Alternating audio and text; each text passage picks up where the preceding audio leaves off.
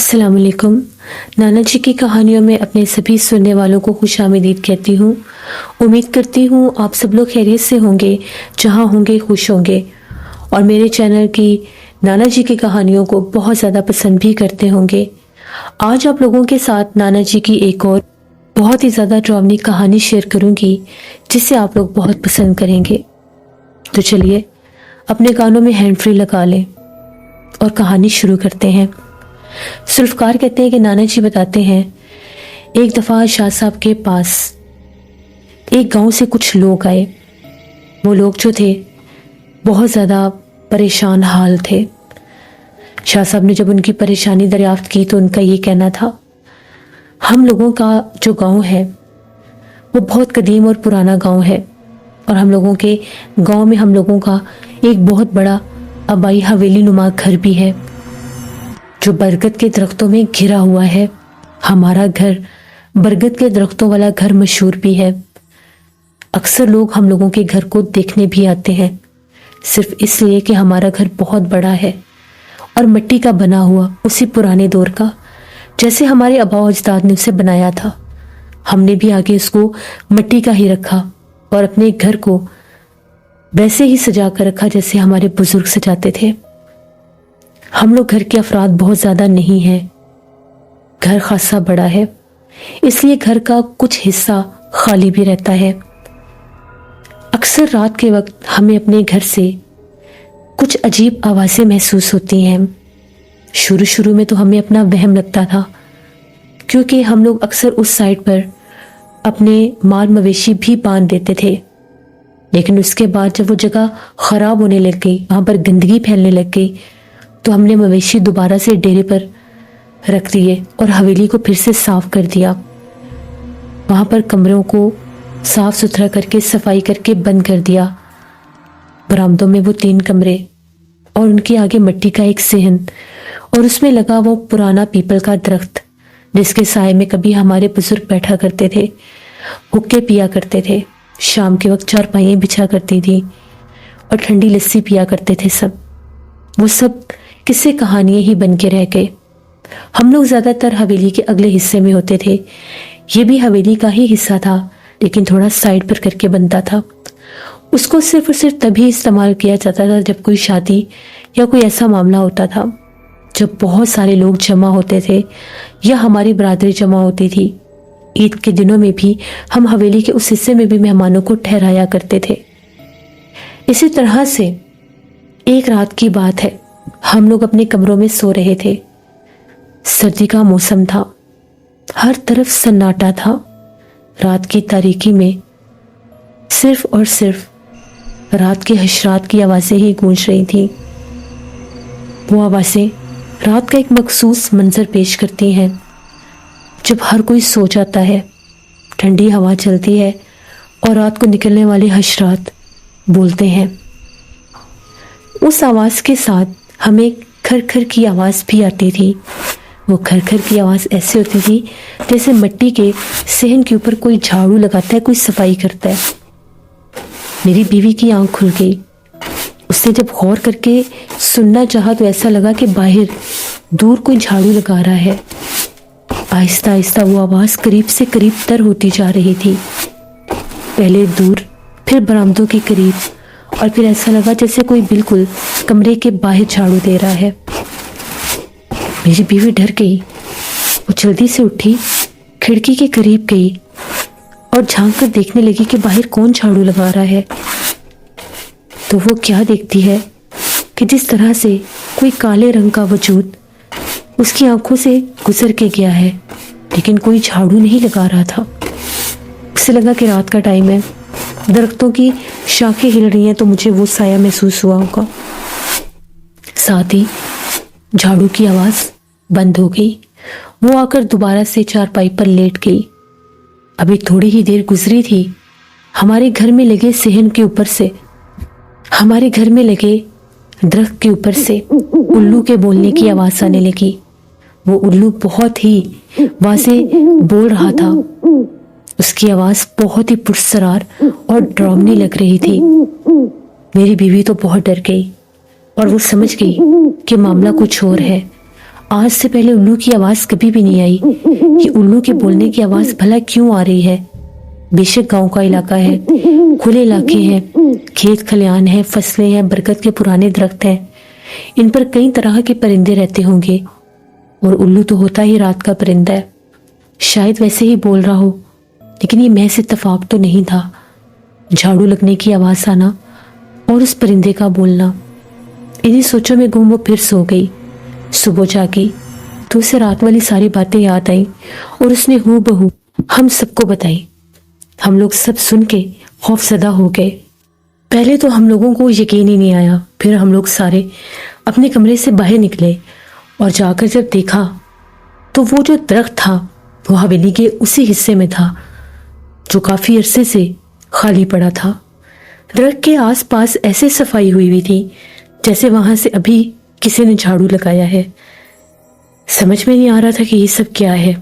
حویلی کے اس حصے میں کوئی بھی جھاڑو نہیں تھا، جھاڑو حویلی کے اسی حصے میں تھا جہاں پر گھر میں کام کاج کیا جاتا تھا۔ وہاں پر تو صرف تب صفائی کی جاتی تھی جب اس جگہ کو استعمال کیا جاتا تھا۔ میں نے اپنی بیوی سے کہا کہ اللہ خیر کرے گا، اب کوئی آواز آئے تو باہر نکل کر مت دیکھنا۔ وہاں پر ان دنوں میں اس سے اگلے دن ہی ہم لوگوں کے مہمان آئے۔ میری بڑی بہن آئی، ساتھ اس کا بیٹا بھی تھا۔ میری بیوی نے باتوں باتوں میں اس کو بھی یہ بات بتا دی۔ وہ لڑکا ان باتوں کو مذاق سمجھنے لگا۔ میرا بھانجا وہ یہ سمجھ رہا تھا کہ یہ سب جھوٹ اور مذاق ہے، گاؤں والوں کی من گھڑت کہانی ہے۔ وہ لوگ شہر سے آئے تھے۔ اس نے ضد کی اور کہا کہ ماموں مجھے تو حویلی کے اسی حصے میں سونا ہے، میں بھی دیکھنا چاہتا ہوں کہ یہ آوازیں کیسی ہیں، کہیں مامی کو کوئی وہم نہ ہوا ہو۔ ہم نے اسے کہا کہ اکیلے مت سو، تم ڈر جاؤ گے۔ تو اس نے کہا کہ نہیں ماموں، مجھے کچھ نہیں ہوتا، مجھے وہیں پر سونا ہے۔ ہم نے اسے بہت منع کیا لیکن وہ نہیں مانا۔ بالآخر ہم لوگوں نے اس کو سونے کی اجازت دے دی۔ رات کا پچھلا پہر تھا، ہم لوگ سارے حویلی کے اس حصے میں سو رہے تھے اور وہ حویلی کے دوسرے حصے میں سو رہا تھا۔ رات بھر تو ہمیں کوئی آواز نہیں آئی، نہ جھاڑو لگنے کی آواز، نہ ہی الو کے بولنے کی آواز۔ صبح سب کچھ نارمل تھا۔ ہم لوگوں نے جا کر سجاد کو جگایا، وہ سو رہا تھا۔ جاگ کر جب حویلی کے اس حصے میں آیا تو کہنے لگا کہ مجھے تو کوئی آواز نہیں آئی، لگتا ہے مامی نے کوئی خواب دیکھا ہوگا۔ ہم لوگوں نے اسے کہا کہ ہاں ہو سکتا ہے کہ شاید ان کا وہم ہو، جبکہ میری بیوی جانتی تھی کہ وہ وہم نہیں تھا۔ اسی رات کی بات ہے، سارا دن وہ گاؤں میں گھومتا پھرتا رہا، پھر رات کو آ کر کہنے لگا کہ میں نے اسی حصے میں سونا ہے، مجھے وہاں پر بہت پرسکون نیند آئی ہے۔ وہاں پر وہ سونے کے لیے چلا گیا۔ آج رات تقریباً 2 بجے کے بعد پھر سے وہی آوازیں آنے لگی، کھر کھر کی آوازیں۔ ایسے لگ رہا تھا جیسے مٹی کے اوپر کوئی جھاڑو لگا رہا ہے، اور وہ آواز چاروں طرف گونج رہی ہے، کبھی دور جاتی ہے تو کبھی پاس آتی ہے۔ اس کے بعد ایسی آواز آنے لگی جس طرح سے کوئی خوفناک قہقہوں میں ہنس رہا ہے، ایک عورت کے خوفناک قہقہے۔ اور پھر ہمارے دروازے پر زور زور سے دستک، ماموں دروازہ کھولیں، ماموں جلدی سے دروازہ کھولیں، وہ مجھے مار دے گی، ماموں جلدی کریں دروازہ کھولیں۔ سجاد چلا رہا تھا۔ ہم لوگوں نے جب اس کے چیخنے چلانے کی آوازیں سنی، ہم لوگوں نے جلدی سے دروازہ کھولا۔ دروازہ کھولتے گئے وہ وہیں گرا اور بے ہوش ہو گیا۔ ہم لوگوں کو ہاتھوں پیروں کی پڑ گئی۔ ہم لوگوں نے باہر جھانک کر دیکھا تو کہیں کچھ بھی نہیں تھا، بالکل سناٹا، خاموشی اور بالکل ویران جگہ تھی۔ اس کو اٹھا کر چارپائی پر لٹایا، منہ کے اوپر پانی کے چھینٹے مارے، اس کے ہاتھ پاؤں اچھی طرح سے ملنے لگ گئے۔ تب کہیں جا کر اسے ہوش آیا تو اس نے یہ کہا کہ ماموں میں آرام سے سویا ہوا تھا، تبھی مجھے جھاڑو کی آواز آئی جیسے کوئی جھاڑو لگا رہا ہے۔ میں فوراً سے جاگ گیا اور میں اس آواز کے تعاقب میں کمرے سے باہر نکلا۔ تبھی مجھے درخت کے قریب سے آوازیں آ رہی تھیں۔ جو ہی میں درخت کے قریب لالٹین لے کر گیا تو میں نے وہاں پر ایک کالے رنگ کی ایک پرچھائی دیکھی۔ پہلے وہ ایک پرچھائی تھی، پھر اس نے ایک عورت کا روپ لے لیا، ایک بالکل دبلی پتلی سی عورت، بالکل کالے سیاہ چہرے والی، اس کی آنکھوں سے روشنی نکل رہی تھی۔ وہ اتنی بھیانک تھی، میرے دیکھتے ہی دیکھتے وہ بہت لمبی ہوگی، درخت سے بھی زیادہ لمبی۔ بس اس کو دیکھنے کی دیر تھی، میری تو جیسے جان ہی نکل گئی۔ میں چیخے مارتا ہوا وہاں سے بھاگا۔ مامی بالکل ٹھیک کہہ رہی تھیں، یہاں پر کسی مخلوق کا بسیرا ہے۔ اس کے بعد آج 3 دن ہو گئے ہیں، اس لڑکے سجاد کی طبیعت بہت زیادہ خراب ہے۔ اتنا کچھ ہونے کے باوجود بھی آدھی رات کو یہ حویلی کے صحن میں اس درخت کے نیچے جا کر بیٹھ جاتا ہے اور کبھی کسی کو آواز دیتا ہے، کبھی کسی کو آواز دیتا ہے۔ ہم لوگ اس کو اٹھانے کی کوشش کرتے ہیں تو یہ کہتا ہے کہ نہیں، میں ادھر ہی ٹھیک ہوں، آپ لوگ جائیں۔ یہ اپنے ہوش و حواس میں نہیں ہے، بالکل دیوانوں والی حرکتیں کر رہا ہے۔ ہماری مدد کریں، اس کو کیا ہو گیا ہے، ہمیں بتائیں۔ شاہ صاحب نے اس لڑکے کی حالت بہت عجیب سی تھی۔ اس کی آنکھیں سرخ رنگ کی ہوئی تھیں اور ایسے لگ رہا تھا کہ جیسے وہ راہ ہرا کر دیکھ رہا ہے اور بہت زیادہ غصے میں ہے۔ شاہ صاحب نے کہا کہ کچھ نہیں ہوگا، کیا ہو گیا ہے، تم ٹھیک ہو جاؤ گے۔ تو وہ آگے سے ہنسنے لگا اور کہنے لگا میں بالکل ٹھیک ہوں، یہ لوگ مجھے ویسے ہی آپ کے پاس لے آئے ہیں، میں تو ویسے ہی اس درخت کے نیچے جا کر بیٹھتا ہوں، مجھے بیٹھنا اچھا لگتا ہے۔ شاہ صاحب نے کہا کہ وہاں پر کس کو دیکھتے ہو، کیا وہاں پر کوئی نظر آتا ہے؟ تو وہ کہنے لگا کہ نہیں، کوئی نظر نہیں آتا۔ شاہ صاحب نے کہا کہ جھوٹ بول رہے ہو، بتاؤ وہاں پر تمہیں کیا نظر آتا ہے؟ تو اس لڑکے نے بتایا جب بھی رات کا ٹائم ہوتا ہے تو میں وہاں پر جا کر بیٹھ جاتا ہوں، مجھے ایک خوشبو محسوس ہوتی ہے میرے آس پاس، وہ خوشبو بہت زیادہ تیز ہوتی ہے، ایک دم سے مجھے ہوش ہی نہیں رہ جاتا اور میں اس درخت کے نیچے جا کر بیٹھ جاتا ہوں۔ تبھی اس درخت کے پاس مجھے ایک عورت نظر آتی ہے، وہ بہت خوبصورت ہے، وہ آ کر میرے پاس بیٹھ جاتی ہے اور وہ مجھے کہتی ہے کہ میں اس کا نام پکاروں۔ وہ مجھے بہت سے نام بلاتی ہے، میں اس کو بہت سے ناموں سے پکارتا ہوں۔ وہ بہت خوبصورت ہے اور وہ کہتی ہے کہ وہ وہیں پر رہتی ہے۔ شاہ صاحب نے کہا کہ جس کو تم دیکھتے ہو وہ کوئی انسان نہیں ہے، وہ ایک پچھل پیری چڑیل ہے جو وہاں پر موجود ہے۔ اس کا اصل چہرہ اگر تم نے دیکھ لیا تو تمہیں ہوش ہی نہیں رہے گا، اس لیے اس سے دور رہو اور بچ جاؤ۔ لیکن اس وقت وہ اپنے حواس میں نہیں تھا، وہ یہی کہہ رہا تھا کہ نہیں، میں ادھر ہی جاؤں گا۔ شاہ صاحب نے اس لڑکے کے قریب 2 تعویذ چلائی۔ جیسے ہی شاہ صاحب نے اس لڑکے کے قریب تعویذ چلائے، اس لڑکے کی حالت خراب ہونے لگ گئی اور اس کے اوپر اس مخلوق کی حاضری ہو گئی۔ شاہ صاحب نے اس سے پوچھا کہ تم کون ہو اور اس لڑکے کو کیوں تنگ کر رہی ہو؟ جس پر اس کا یہ کہنا تھا کہ میں اس پرانے درخت کے اوپر رہتی ہوں اور میں رات بھر وہاں پر جھاڑو لگاتی ہوں، مجھے اس جگہ کو صاف رکھنے کی عادت ہے۔ اس لڑکے نے مجھے بہت قریب سے دیکھا، میں بالکل اس کے سامنے تھی اور مجھے جو بھی میرے اصل روپ میں دیکھ لے میرا اس پر آسیب ہو جاتا ہے۔ میں آہستہ آہستہ اس کو دیوانہ بنا دوں گی اور پھر یہ جنگلوں میں بھاگ جائے گا، یہ پوری زندگی بھٹکتا رہے گا۔ شاہ صاحب نے کہا اس کو چھوڑ دو، اس سے غلطی ہو گئی ہے، لیکن وہ کسی طرح سے بھی ماننے کے لیے تیار نہیں تھی۔ شاہ صاحب نے پڑھائی کی اور 7 تعویذ اس لڑکے کے آس پاس چلائے۔ وہ چلانے لگ گیا، اس کو ایک خوفناک چہرے والی عورت نظر آ رہی تھی، وہی جو ایک خوبصورت لڑکی کا روپ لے کر اس کے سامنے آتی تھی۔ پھر شاہ صاحب نے اس کو حفاظت کا ایک تعویذ دیا اور اس کے گھر والوں کو کہا کہ اس کو یہاں سے لے کر چلے جائیں، اور ان لوگوں کو یہ کہا کہ غلطی سے بھی دوبارہ یہ لڑکا اس گھر میں نہیں جانا چاہیے، اگر یہ لڑکا اس گھر میں گیا تو وہ مخلوق اس کو جان سے مار دے گی۔ اس طرح سے نانا جی کہتے ہیں کہ وہ لوگ اس کو لے کر وہاں سے چلے گئے۔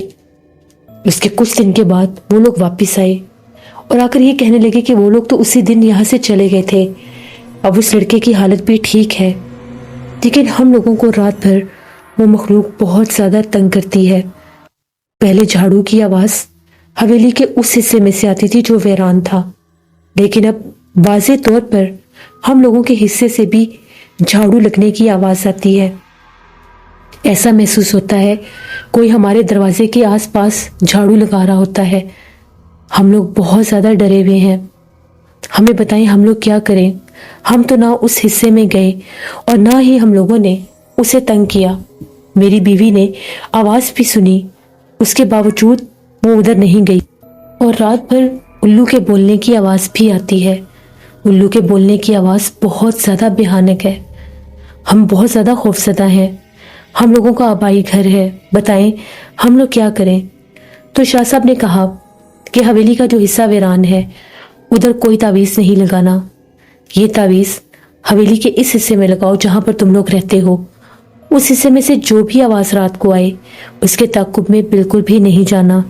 कुछ अरसा वो अपना आप जाहिर करेगी, उसके बाद वो वैसे ही हो जाएगी जैसे उसका पहले से वहां पर बसेरा था। क्योंकि उस लड़के की वजह से वो मखलूक जाहिर हो गई। वो उस वक्त वहां पर गया जब वो वहां पर मौजूद थी, जब उसके बाहर निकलने का वक्त था। फिर वो लोग शाह साहब से तावीज़ लेकर चले गए। कुछ अरसे के बाद वापस आए और आकर ये कहा कि हम लोगों ने जब से आपका तावीज़ लगाया है हम लोगों के हिस्से से अब आवाज़ें नहीं आती, ना ही कोई झाड़ू लगाता है और ना ही उल्लू की आवाज़ आती है। लेकिन जब भी चांद की चौदहवीं होती है हवेली के उस हिस्से से उल्लू के बोलने की आवाज़ आती है। वो उल्लू रात भर उस दरख्त के ऊपर बोलता है। हम लोग उस हिस्से में अब नहीं जाते, ना ही किसी मेहमान को ठहराते हैं। क्या अगर आपकी इजाज़त हो तो हम उसके आगे दीवार खड़ी कर दें, क्योंकि हमें ये महसूस होता है कि अगर कोई मेहमान गलती से उधर चला गया तो कहीं वो मखलूक उसको नुकसान ना दे दे। शाह साहब ने कहा कि दीवार खड़ी करने की ज़रूरत नहीं है। जो हिफाजत का तावीज़ लग गया है वो इस साइड पर कभी भी नहीं आएगी। वहां पर वो जिस रूप में भी रहती है, चाहे वो उल्लू की आवाज़ निकालती है या वहां पर झाड़ू भी लगाती है, आप लोगों ने उसे तंग नहीं करना। एक बात का खास ख्याल रखना है, वहां पर वो बड़ी सख्त मखलूक है। हवेली के उस हिस्से में रात को कोई अकेला ना सोए और ना ही अभी कुछ अरसा हवेली के उस हिस्से में जाकर कोई इबादत करनी है। नमाज कुरान पाक अपने हिस्से में पढ़े ताकि वो यहाँ पर आ ही ना सके, क्योंकि वो एक बहुत भयानक पिछल पैरी है जो वहाँ पर रहती है। फिर वो लोग वहाँ से चले गए। शाह साहब ने बताया कि इस तरह से बरगद के जो पुराने दरख्त होते हैं इनकी उम्रें 200-200 साल होती हैं, बास की 500-500 साल होती हैं। वो इतने पुराने दरख्त होते हैं कि जब उस हिस्से में या उस जगह पर आबादियों का नामो निशान भी नहीं होता था, वहाँ पर जिन्नात, भूत प्रेत ऐसी चीज़ें ही आबाद होती थी। बरगद के पुराने दरख्तों के ऊपर चुड़ैल का ही बसेरा होता है। फिर जब वहाँ पर लोग घर बनाते हैं, आबादियाँ होती हैं, लोग आबाद होते हैं, इंसान आ जाते हैं, तो वो मखलूक़ात तंग होती हैं, इसलिए वो अपना आप जाहिर करती हैं और इंसानों को डराती हैं। कभी भी रात के पिछले पहर में किसी दरख्त के पास से उल्लू के या किसी और परिंदे के बोलने की आवाज़ आ रही हो, वो वहाँ पर नहीं रुकना चाहिए, ना ही उसके पीछे जाना चाहिए, क्योंकि कहते हैं कि पुराने दरख्तों के ऊपर रात के वक्त अक्सर जिन्नात, भूत प्रेत, चुड़ैलें आफतें ऐसी आवाज़ें निकालती हैं। नाना जी ने हमेशा हमें समझाई ये बातें। हमारे अपने घर के सहन में एक पुराना दरख्त होता था। अक्सर उस दरख्त के ऊपर से रात के वक्त बिल्ली के बोलने की आवाज़ आती थी और वो बिल्ली के बोलने की आवाज़ दरख्त के ऊपर से आती थी। कभी भी वो बिल्ली हमें अपने शहर में नजर नहीं आती थी। जब नाना जी आए तो हम लोगों ने ये बात नाना जी को बताई। नाना जी ने वहां पर उस दरख्त के करीब जब पढ़ाई की तो नाना जी को पता चल गया वो एक जिन था जो रात के वक्त वहां पर बिल्ली के रूप में आता था और आवाज़ें निकालता था कि हम लोग उसको पत्थर मारें या उसके पीछे जाएं तो वो हम लोगों के ऊपर अपना आसेब कर दे। फिर नाना जी ने हिसार बांध दिया। उसके बाद कभी भी वहां से बिल्ली के बोलने की आवाज़ नहीं आई। इस तरह से जिन्नात लोगों पर अपना आप जाहिर करते हैं और उनको तंग करते हैं। इसी तरह से मेरे साथ भी किसी ने स्टोरी शेयर की। वो कहते थे कि रात के वक्त हम लोगों के मोहल्ले से आधी रात के वक्त 3:30 बजे ऐसी आवाज़ आती थी जिस तरह से कोई औरत गुजरती है और वो बाकायदा बोल रही होती है। उसकी आवाज़ को सुनकर कई बार लोगों ने झांक कर देखने की कोशिश भी की, लेकिन उनको वहां पर नजर कोई नहीं आता था। तो ये मखलूक़ात जहां पर होती हैं वो अपना आप जाहिर कर देती हैं। कभी भी नवाज़ों के तक्कों में इनके पीछे नहीं जाना चाहिए। क्योंकि हम लोगों को नहीं पता होता कि किस वक्त कौन सी मखलूक किस रूप में वहाँ पर मौजूद है, और वो हमलावर भी हो सकती है और इंसानों के ऊपर अपना आसेब भी कर सकती है। हमेशा अपनी हिफाजत करनी चाहिए कि कभी भी हम किसी मुसीबत में गिरफ्तार ना हों। ये थी आज की खौफनाक कहानी, नाना जी की कहानी। उम्मीद करती हूँ आप लोगों को पसंद आई होगी। आप लोगों का बहुत शुक्रिया। आप लोग स्टोरीज को सुनते हैं, लाइक करते हैं, कमेंट करते हैं, मुझे बहुत अच्छा लगता है। आप लोग अपना फीडबैक देते हैं। इसी तरह से मेरे चैनल की स्टोरीज को पसंद किया करें, कमेंट किया करें, अपने फ्रेंड एंड फैमिली में शेयर भी किया करें, ताकि मैं मज़ीद ऐसे ही खौफनाक कहानियाँ आप लोगों के लिए लाती रहूँ। अपना बहुत सा ख्याल रखिएगा। इंशाल्लाह परसों फिर मुलाकात होगी नाना जी की किसी नई खौफनाक कहानी में। जहाँ रहे खुश रहें।